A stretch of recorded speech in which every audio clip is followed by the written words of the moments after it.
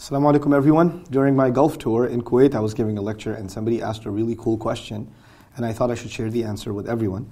The question was that in reading the Qur'an, you find that God uses the word He for Himself. Like He is the creator of the skies and the earth, or He is one. And the word He is obviously male. So how can we use a male word for God even though Allah is beyond gender? And so that was a pretty cool question, I thought, and very well thought out. So I decided to make this video and share with you some thoughts on how to address this problem. First and foremost, we have to understand that the Arabic language works differently than the English language. In the English language, you have three options. You can use he, or you can use she, and you can use it. He obviously has a male connotation, she is a female connotation. It is beyond gender, so you would have the choice of it, but the only problem is the word it is for inanimate objects. So it would be inappropriate for Allah because it necessitates the assumption that it's a non-living thing. None of those three options can truly do justice to the word for God. Now Allah chose, this kind of gives me yet more confidence and reminds me even more why Allah chose the Arabic language for His revelation.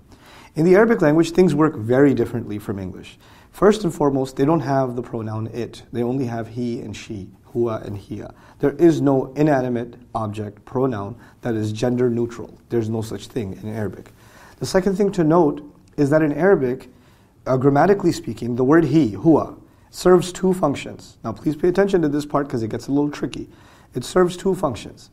It serves the function of male, and it also serves the function of masculine. And actually, before it even serves the function of male, its primary purpose is to communicate the masculine. So the Arabs make a distinction in their grammar between masculine and male. This is actually not that different from Spanish. When you have el libro and la biblioteca, they take inanimate objects even, and they give them a gender. The book is masculine, and the library is feminine, right?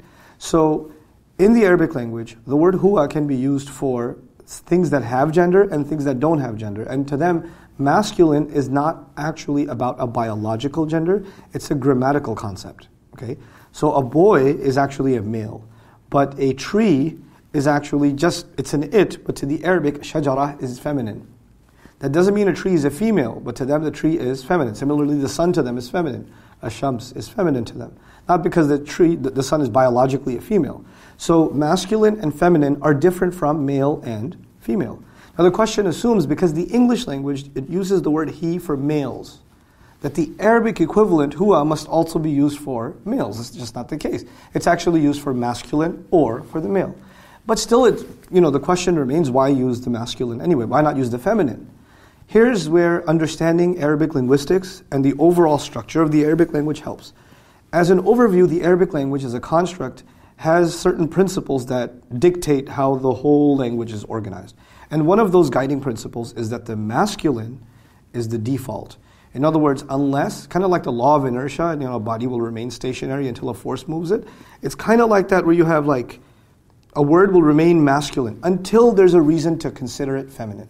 You don't get out of the masculine gender unless you have some grammatical reason. So the fact that the masculine is used for Allah, huwa is used for Allah, actually indicates that this is the default state. It's how it's supposed to be. Using the feminine would have actually been a problem.